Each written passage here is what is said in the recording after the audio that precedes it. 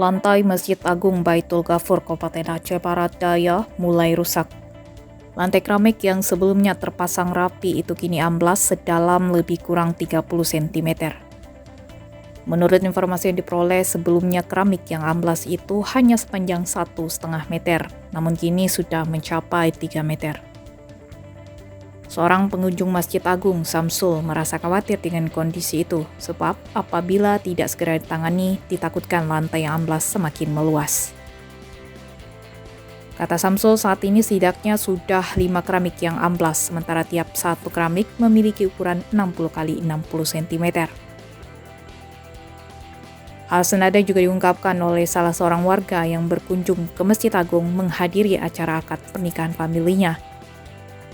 Menurutnya, kondisi keramik yang rusak dan amblas itu kian parah, apalagi pengunjung kerap membawa anak-anak mereka dan bermain di lantai dasar. Sementara itu, seorang pengurus masjid, Ruslan, mengatakan amblasnya lantai keramik karena struktur tanah di bawah telah kosong.